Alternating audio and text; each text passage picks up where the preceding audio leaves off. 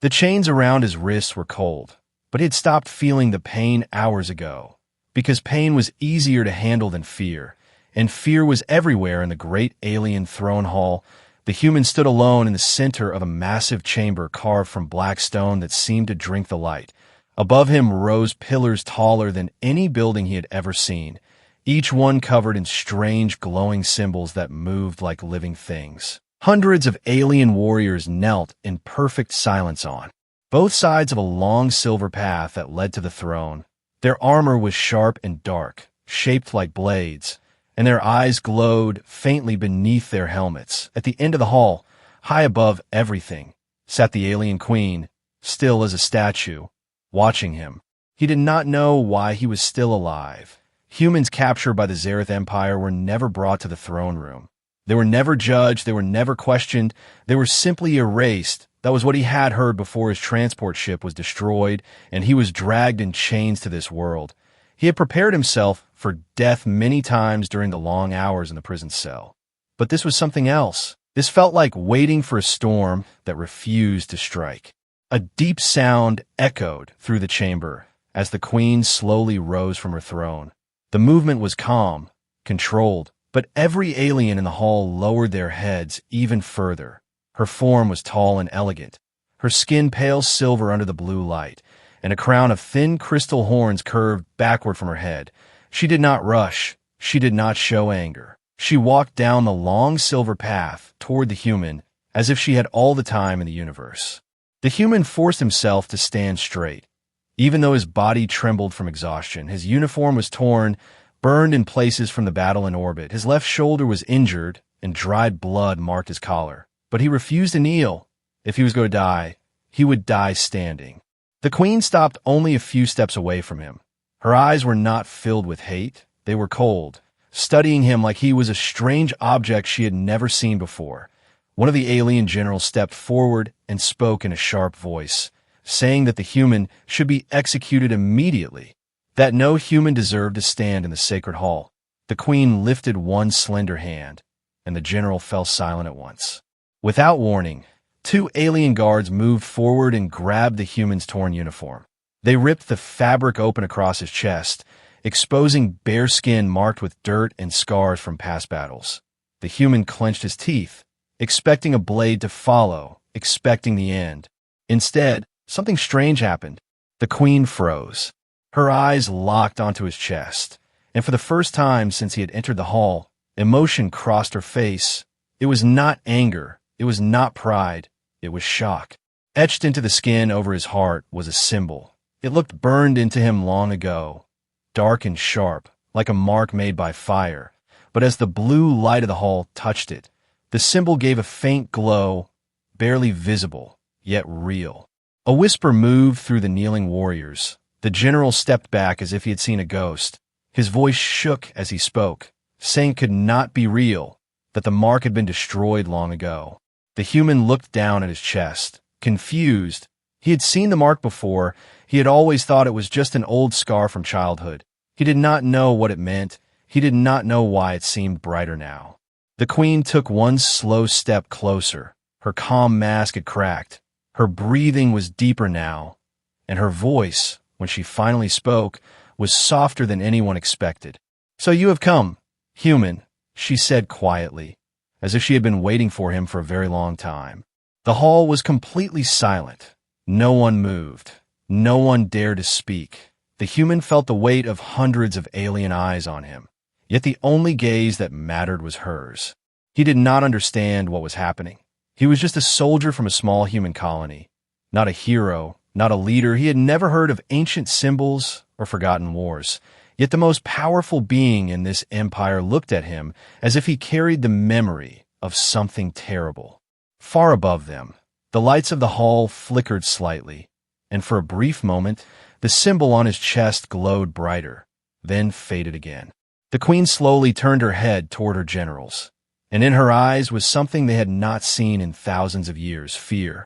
If you want to discover why the symbol terrifies an entire empire and what it truly means for this human soldier, make sure to subscribe to this channel and stay with the story until the end.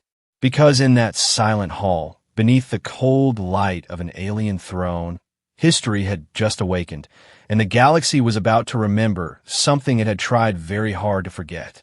Thousands of years before the human ever stood in chains beneath the alien throne, before his colony was even born, before Earth had learned to reach beyond its own moon, there had been another war, a war so violent and so costly that the Zareth Empire erased it from their public records. Only the highest rulers were allowed to remember, and even they spoke of it in whispers. The queen had not been born when it began, but she had inherited its memory through the ancient archives sealed beneath the palace, and through the genetic memory passed down through her bloodline. Back then, the Zareth Empire believed itself unstoppable. Their fleets covered entire star systems. Their soldiers were engineered for obedience and strength. Their enemies either joined them or vanished. They had faced dozens of species across the galaxy, and none had lasted long. When they first discovered humans, they did not see a threat. They saw a young species with fragile bodies and short lifespans, divided by politics and limited by emotion, easy to conquer, easy to erase. The first contact did not begin with peace. It began with an orbital strike. A small human defense fleet tried to resist and was destroyed in minutes. The Empire marked humanity as a minor problem, something that would be handled quickly, but then something unexpected happened. The second fleet they sent never returned. At first, the Empire believed it was a technical failure. Then they believed it was sabotage from another alien rival. But when scouts were sent to investigate, they found wreckage scattered across an asteroid field. Alien ships torn apart from the inside, as if something had moved through them like a storm. There were no survivors. Only one strange detail was recorded by the drones that scanned the debris. A symbol carved into the hull of the lead warship, burned deep into alien metal. It was the same symbol, now glowing faintly on the human's chest. In the throne hall, the queen's eyes remained fixed on the mark, but her mind was far away, replaying images she had studied many times before. Ancient recordings showed human soldiers fighting without fear, not in large numbers, not with superior weapons, but with impossible determination. They boarded alien ships even when they knew they would not survive. They sabotaged engines while under heavy fire. They protected civilians even when escape was possible. Something had changed in them.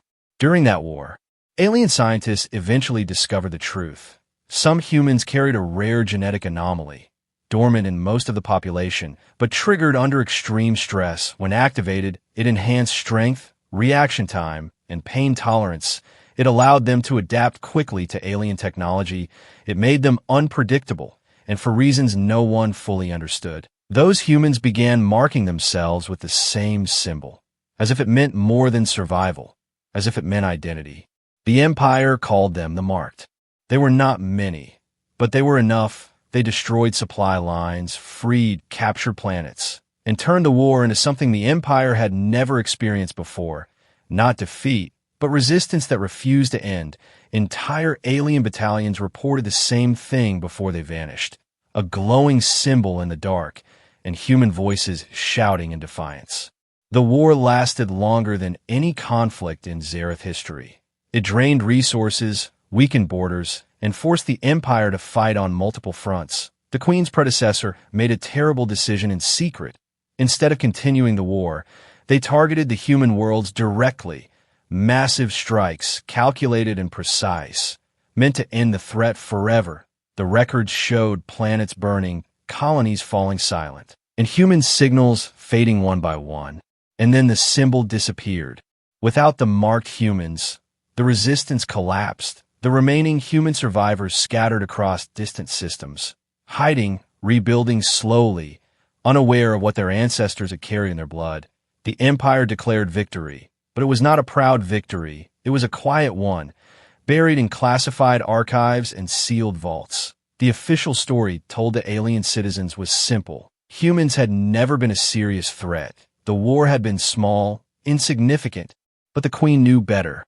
Back in the present, the throne hall remained silent. The human prisoner still stood confused, unaware that he carried the echo of a war that nearly broke an empire. The alien generals shifted uneasily, Their armor made faint metallic sounds in the silence. They had studied the ancient stories as part of their highest training. They knew what the symbol meant. One of them stepped forward again, his voice low but urgent, warning the queen that allowing the human to live was dangerous. He reminded her that the mark had once turned the tide of history, that they had destroyed entire fleets with limited resources, that they had inspired fear in a species that did not fear. The queen did not respond immediately. She slowly circled the human, studying him from every angle. He did not look powerful. He did not look like a legend reborn. He looked tired, injured, lost. And yet the symbol had appeared again. That meant one of two things. Either history was repeating itself, or something far worse was beginning. The queen stopped in front of him once more. Her eyes searched his face, looking for signs of awareness, of hidden strength, of ancient memory. But she saw only confusion and stubborn courage. Somewhere deep in the palace, beneath layers of stone and metal, ancient defense systems began to hum quietly, triggered by energy readings they had not detected in thousands of years. The symbol on the human's chest flickered again, slightly brighter this time. The forgotten war had not truly ended. It had only been waiting. The silence inside the throne hall did not last long, because fear never stays quiet for too long, and the alien generals were not creatures who tolerated uncertainty. The tallest among them stepped forward, his armor edged with red light, a mark of high command. His voice echoed sharply as he demanded the human kneel before the queen, claiming that no lesser species had the right to stand upright in her presence. The command was simple: kneel or die. The human's legs trembled, not from fear alone, but from exhaustion. His body had endured capture, interrogation, and transport across light years. His wounds were still fresh beneath torn fabric. His head felt heavy. Yet he remained standing. He looked at the polished black floor, then at the queen, then back at the general. And he did nothing. The general mistook silence for hesitation. He signaled the guards, and one of them struck the human behind the knees with the butt of an energy spear. The force sent a sharp wave of pain through his body. But instead of collapsing, he caught himself at the last second. One foot sliding back, his hands tightening into fists, he refused to kneel. A murmur spread through the hall, not loud but alive. Aliens were trained from birth to submit to hierarchy, to understand power, to recognize dominance instantly. What they saw now did not make sense. This human was weak, injured, surrounded, and yet he would not lower himself. The general stepped closer, his glowing eyes narrowing. He spoke again, slower this time, explaining that kneeling was not only a command but a mercy. It would make his execution quick. It would show respect for the throne. It would end his suffering without further pain. The human finally spoke, his voice rough but steady.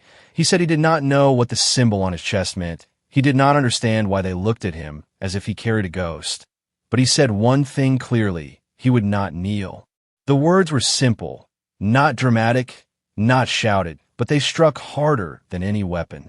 The general reacted instantly. He drew his blade, a long weapon made of condensed energy, humming with deadly light. He pressed the edge close to the human's throat, just enough for heat to touch the skin.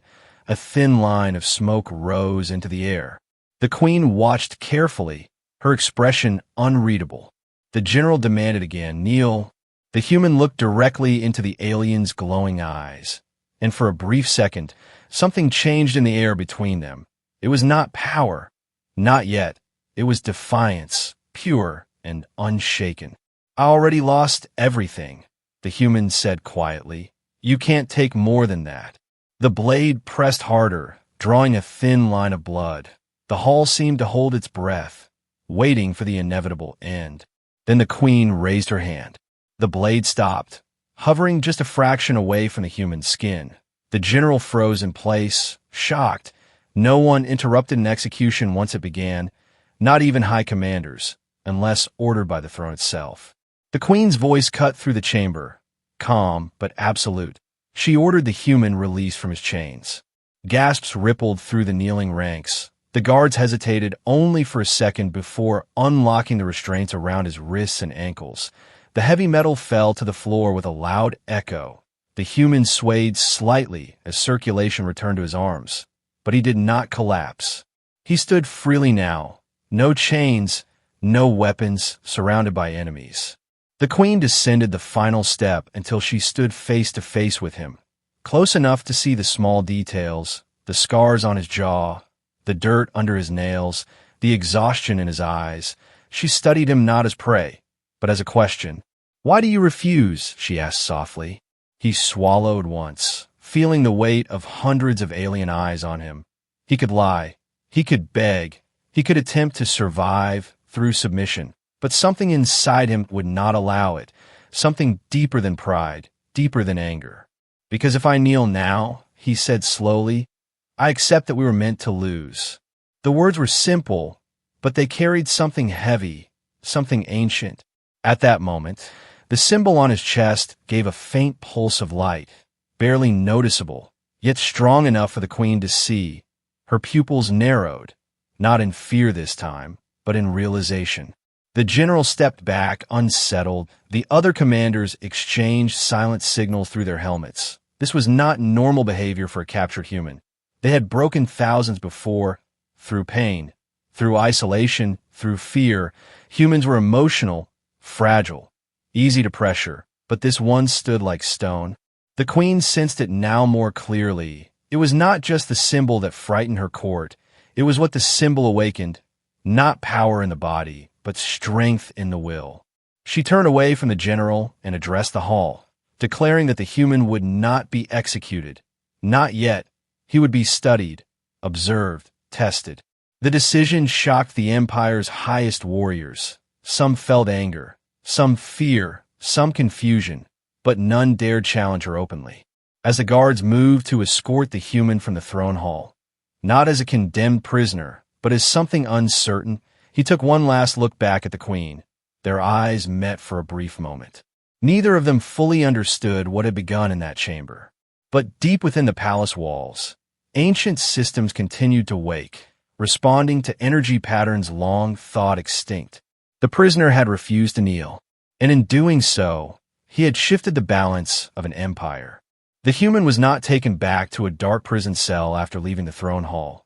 Instead, he was escorted through long silver corridors that curved deep into the heart of the palace, guarded on all sides by silent warriors who kept their distance as if he carried something contagious. The air grew colder as they descended, and the lights above shifted from royal blue to sterile white. This was not a place for punishment. This was a place for secrets. He was brought into a vast circular chamber filled with floating holographic screens and transparent pillars that held streams of moving data. Alien scientists waited there, their thin fingers moving quickly over glowing panels. Their eyes never left him, not with anger, but with intense curiosity mixed with unease. The queen entered moments later, her presence alone causing every scientist to bow.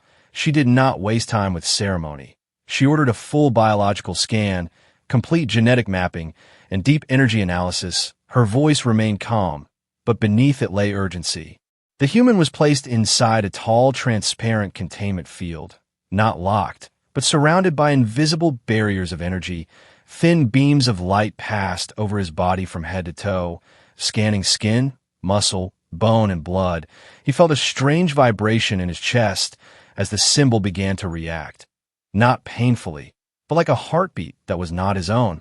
One of the scientists gasped softly as numbers spiked across the holographic display. Energy readings increased rapidly around the symbol, far beyond normal biological output. Another screen revealed something even more disturbing. The mark was not simply burned into his skin. It was layered deep within his cells, woven into his DNA pattern like a hidden code. The queen stepped closer to the main projection screen, watching as a three-dimensional model of the human genome rotated slowly in the air. Sections of it glowed faintly in the same shape as the symbol, repeating across genetic strands like a signature left by something ancient. "It is not a scar," one scientist whispered carefully. "It is inheritance." The room grew colder. Records from the sealed archives were brought forward and projected beside the genetic scan. Old war data, classified for thousands of years, displayed images of fallen alien ships marked with the same symbol, Tactical reports showed impossible battle outcomes where small human units overcame entire Xerath divisions. All those humans shared one thing in common: a genetic variation, rare but powerful, triggered under extreme emotional and physical stress. The scientists explained what their ancestors had discovered too late during the Forgotten War. The marked humans were not created by accident. At some point in early human history, possibly even before humanity understood space travel, something altered their evolution. Whether it was natural mutation or unknown intervention remained unclear, but the result was undeniable. When activated, the genetic code enhanced neural pathways, allowing faster decision-making and heightened awareness. It strengthened muscle fibers beyond normal limits and reduced pain signals. Most frightening of all, it allowed rapid adaptation to foreign environments and technologies. The marked humans could learn enemy systems quickly, exploit weaknesses instinctively, and coordinate with others carrying the same code almost without communication. They were not just soldiers. Another scientist said quietly they were catalysts. The Queen remembered the final stages of the ancient war, how the marked began appearing not randomly, but strategically, as if drawn together by something unseen. Their presence alone shifted battle momentum, not because they were invincible, but because they refused to break, and that refusal spread to others. Human civilians rallied around them. Resistance movements formed wherever they appeared. Even alien defectors had once reported feeling compelled to follow them. Back inside the containment field, the human placed a hand over his chest as the symbol began to glow brighter under the scanning beams. He felt warmth spreading through his veins, not painful, but powerful. His senses sharpened. He could hear the faint hum of distant machinery beyond the chamber walls. He could feel the subtle shifts in air pressure as doors opened somewhere far away. The scientists stepped back slightly as energy levels rose again. The containment field flickered, struggling to stabilize. "It is awakening," one of them said, fear now clear in his voice. The Queen watched carefully, not stepping away, not ordering retreat. Her eyes reflected the glow from the symbol as she processed the data. One final archive file was unlocked, a file so restricted that only a reigning monarch could access it. It contained a theory her ancestors had never confirmed publicly. The symbol was not merely a genetic marker. It was a failsafe. During the Forgotten War, alien analysts had reached a terrible conclusion. The marked humans did not activate until their species faced extinction. The genetic code responded to existential threat, evolving when survival demanded it. It was not a weapon of conquest. It was a shield against annihilation. If that pattern held true, then the presence of the symbol now meant something far worse than rebellion. It meant the galaxy was once again approaching a crisis large enough to trigger the awakening. The Queen slowly turned her gaze back to the human inside the field. His eyes were no longer confused. They were focused, alert, sensing change even if he did not understand it fully. "Why now?" she murmured softly, more to herself than to anyone else. Because if the symbol had returned, if the bloodline had reactivated after thousands of years, then the threat rising in the shadows of the outer systems was greater than even her empire realized. And somewhere beyond the palace walls, beyond her fleets and defenses, something ancient had already begun to move. The truth of the symbol was no longer buried in forgotten archives. It was alive again and standing in the center of her empire. The decision to keep the human alive did not sit well with everyone in the empire, especially not with General Varric, who had served 3 queens and crushed rebellions across 7-star systems. To him, history was not a warning, but a lesson, and the lesson of the Forgotten War was simple: eliminate the threat before it grows. The symbol was not something to study. It was something to destroy. Varric stood in a dim war chamber deep within the palace, surrounded by holographic maps of fleet positions and security grids. His armor reflected the red tactical lights as he listened to reports from spies within the science division. The humans' energy readings were increasing, slowly but steadily, and containment systems had already shown minor instability. That was enough for him. He would not wait for permission. He selected 4 of his most elite operatives, warriors trained for silent elimination missions. Soldiers who had ended uprisings before they could begin. They were given no official orders, no record of deployment. This would be an accident, a containment failure, a malfunction, nothing more. Meanwhile, the humans sat alone in a secured observation chamber, not chained but constantly monitored. The room was circular, smooth walls glowing faintly with white light. A single transparent barrier separated him from the outer corridor. He had been given food, medical treatment, and clean clothing, yet none of it felt comforting. He knew he was not a guest. He was a question that made an empire nervous. His chest still felt warm. The symbol pulsed faintly under his skin like a second heartbeat. Sometimes he felt sudden bursts of clarity, like flashes of understanding that vanished before he could grasp them. He did not know why his senses felt sharper, why distant sounds reached him clearly, why his reflexes seemed quicker when he tested them. It frightened him more than the aliens did. Without warning, the lights flickered. The soft hum of the containment field around his chamber shifted tone, becoming unstable. The transparent barrier shimmered for a second, and then powered down completely. The human stood slowly, his instincts screaming that something was wrong. The main door slid open silently, and 4 armored figures stepped inside. Their movements were precise and synchronized. Their weapons were not ceremonial, they were military grade. There was no announcement, no command to surrender, only immediate attack.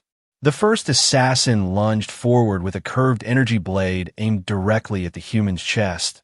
The strike was fast, faster than anything he had seen before, yet somehow his body moved before his mind did. He twisted sideways just enough for the blade to miss his heart, feeling the heat pass inches from his skin. Pain shot through his shoulder as another attacker fired a shock pulse that hit him mid-turn. His muscles spasmed, and he crashed against the wall. The room echoed with the sound of boots against metal as the assassins closed in. He should have fallen. He should have been overwhelmed instantly. Instead, the symbol flared bright gold. A surge of energy rushed through his body like lightning inside his veins. The pain dulled, his vision sharpened, the world slowed down. He could see the subtle shift of weight in the nearest assassin's stance before the next strike. He could hear the faint change in pitch as a weapon charged behind him. He rolled forward instead of backward, grabbing the wrist of the nearest attacker. The alien's strength was immense, but in that moment, so was his. He redirected the blade into the side of its owner's armor. Sparks exploded as metal cracked. Another assassin fired, but he ducked with unnatural precision. The blast scorched the wall behind him, filling the room with smoke and the sharp scent of burnt alloy. He did not fight like a trained soldier following a plan. He fought like something remembering. Every movement felt instinctive, ancient, like echoes of battles he had never personally lived. His body reacted to angles and patterns automatically. One assassin managed to strike his side, slicing through fabric and skin. Blood spilled, and pain flared bright. For a brief second, his focus wavered. The symbol pulsed again, stronger this time. His hand shot out and grabbed the attacker's helmet, slamming it against the reinforced floor with brutal force. Cracks spidered across the alien's visor before it went dark. Only 2 remained. They circled him cautiously now, no longer seeing prey but danger. Beyond the chamber walls, alarm systems finally activated. The earlier sabotage could not fully hide the spike in energy output from the room. Surveillance feeds flickered back online. In her private command hall, the Queen saw the live footage appear before her. She watched as the human, bleeding and unarmed, stood against 2 elite warriors, breathing heavily but unbroken. The glow from his chest illuminated the smoke-filled chamber like a small star. Back inside the room, one assassin charged recklessly, trying to overwhelm him with brute force. The human stepped into the attack instead of retreating, driving his shoulder into the alien's chest plate and using its momentum to flip it over his back. The impact dented the floor beneath them. The final assassin hesitated, and in that hesitation lay defeat. The human moved forward, disarming the alien with precise efficiency before delivering a final strike that left the chamber silent except for his heavy breathing. He staggered back against the wall, staring at his hands, trembling, not from fear, But from the overwhelming rush of power slowly fading, the symbol dimmed, returning to a faint glow beneath torn skin. The chamber door slid open again. This time, it was not assassins who entered, but royal guards and the queen herself. She stepped over the fallen operatives without looking at them, her eyes fixed entirely on the human. He met her gaze, blood running down his side, chest rising and falling hard. "I didn't start this," he said quietly. The queen's voice was calm, but there was steel beneath it. "No," she replied, staring at the destruction around him. "But it seems history just did." The bodies of the fallen assassins were removed in silence, but the tension they left behind remained heavy in the air. The palace corridors felt different now, not just guarded, but watchful, as if the walls themselves were listening. News of the failed assassination spread quickly among the highest ranks of the empire, and with every whispered report, fear grew stronger. General Varric did not deny his involvement when summoned before the queen. He stood tall in the central war chamber, surrounded by holographic projections of fleet formations and border alerts. His voice carried no apology, only conviction. He claimed he had acted to protect the empire, that history had already shown what the Mark humans could become, and that waiting would only lead to disaster. The queen listened without interruption, her silver eyes calm but distant. When he finished, she did not argue. She did not raise her voice. She simply reminded him that the empire survived not because it feared the future, but because it adapted to it. Then she stripped him of immediate command authority and ordered him confined to strategic oversight, a punishment subtle but severe. The real decision, however, was not about discipline, it was about survival. She returned to the observation chamber where the human was being treated by medical units. His wounds were sealed, though not fully healed. The symbol on his chest had dimmed again, but faint lines of light still traced beneath his skin like distant lightning trapped under glass. He looked tired, not just physically, but mentally, as if he carried questions too heavy to ask. The queen dismissed the guards and stepped forward alone, breaking every protocol of safety her advisors would have demanded. She stood before him without weapons drawn, without barriers active. "You fought them without training," she said quietly. "I fought to stay alive," he replied. She studied him carefully, searching for arrogance, for hunger for power, but she saw none, only confusion and controlled strength. "There is something you must understand," she continued, and with a simple gesture, the walls of the chamber shifted into a projection field. The room filled with stars, battle recordings, ancient war footage from the Forgotten War, fleets exploding in silent fire, human ships weaving between larger vessels, planets under siege, and everywhere, the symbol burning across armor and hulls. The human watched in stunned silence as he saw humans who looked like him, not identical, but similar in expression, in posture, in refusal to surrender. "They were your ancestors," the queen said, "and they nearly ended us."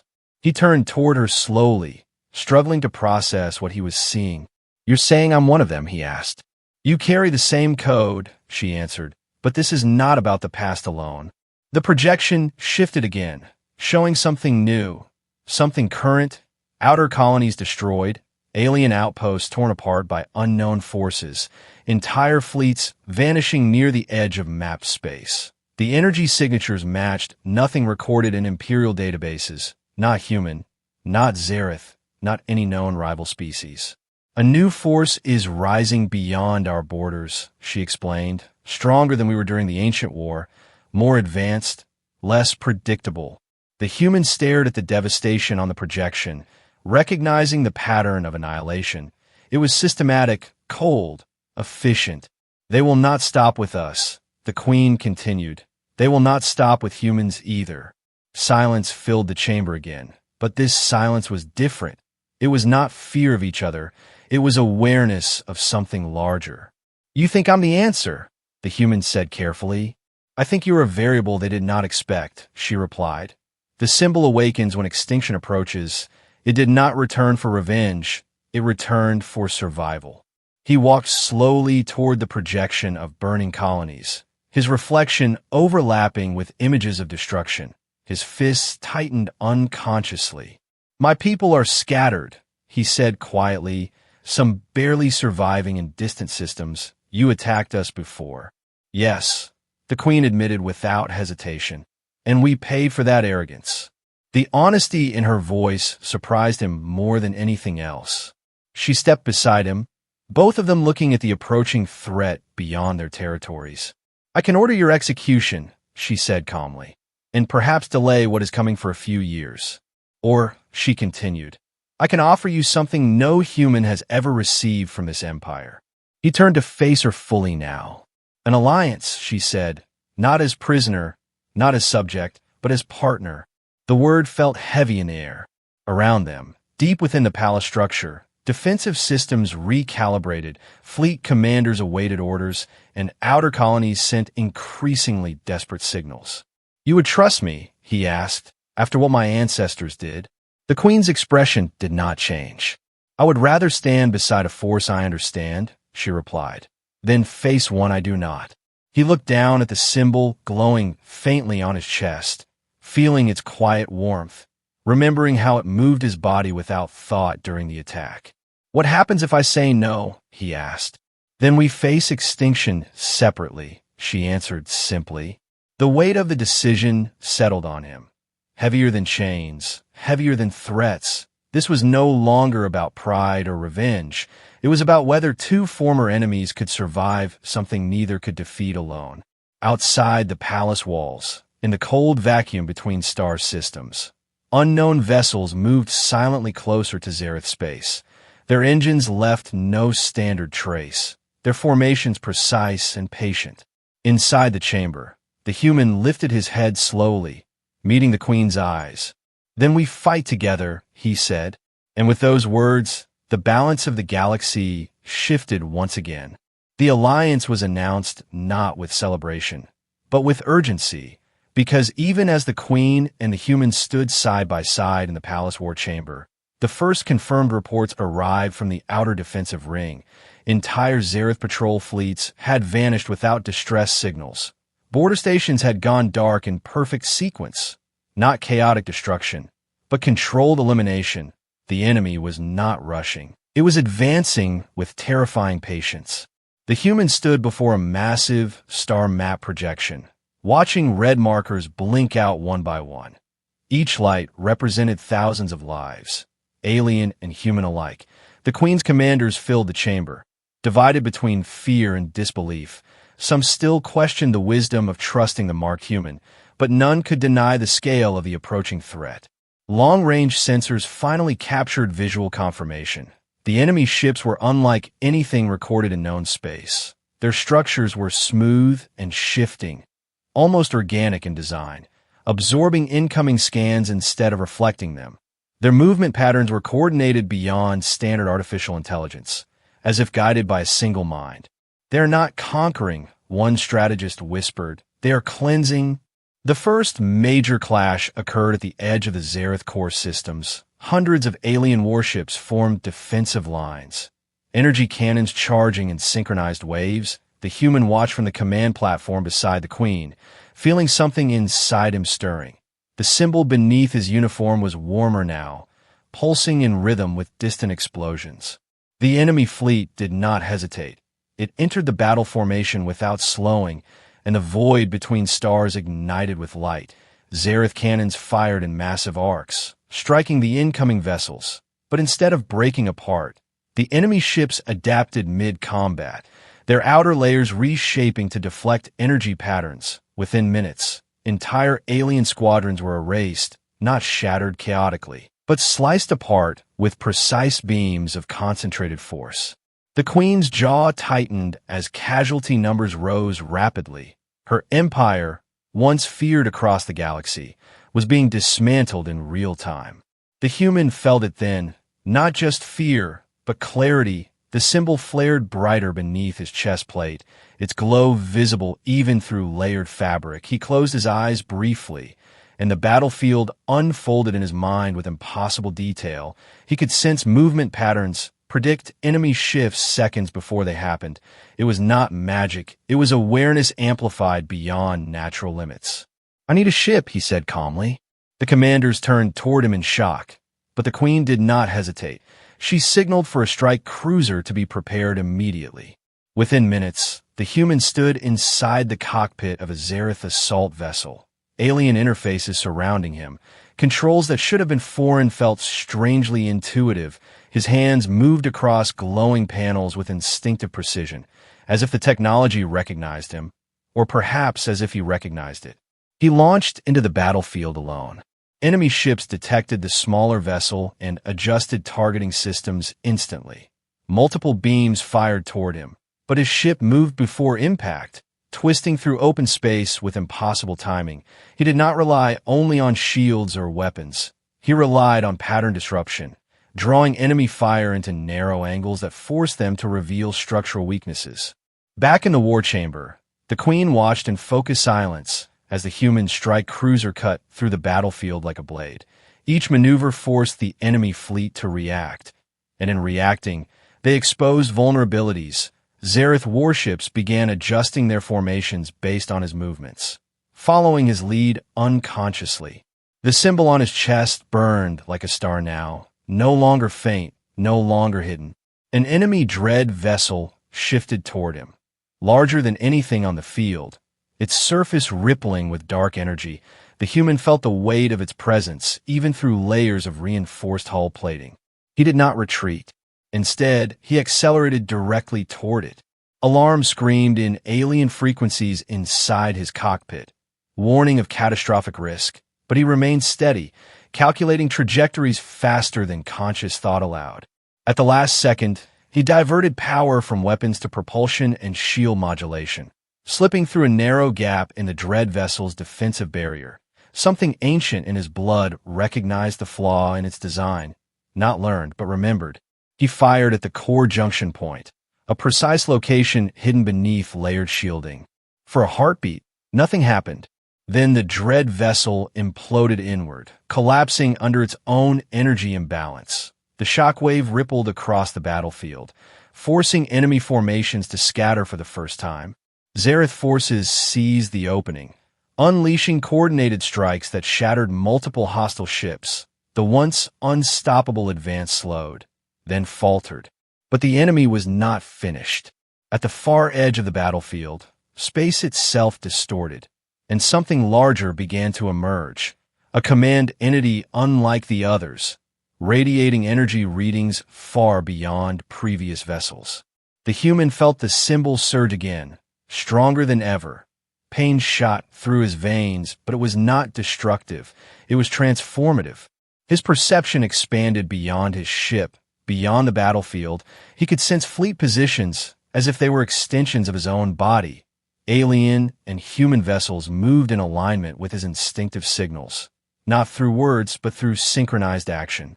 The Queen realized then what the ancient records had meant. The marked were never meant to stand alone. They were anchors, uniting fragmented forces into cohesive resistance. The final clash erupted with blinding intensity. The human directed fleets with impossible coordination, predicting the enemy's adaptive shifts before they fully formed. His ship took heavy damage, systems failing one by one, but he continued guiding the battle even as warning lights filled the cockpit. With a final concentrated assault targeting the command entity's unstable energy core, Zareth and human firepower converged at a single calculated point. The explosion lit the surrounding star field brighter than a newborn sun. When the light faded, the remaining enemy ships retreated, not destroyed entirely, but driven back into the dark from which they came. Silence returned to the battlefield, broken only by distant debris drifting across space. Inside the damaged cruiser, the human slumped back in his seat, the symbol dimming slowly to a steady glow, no longer blazing, but alive. Back in the palace, the Queen lowered her head slightly, not in submission, but in respect. "The symbol was never our destruction," she said softly as his ship was guided back toward the capital world. "It was our evolution, far beyond the known borders of their territory.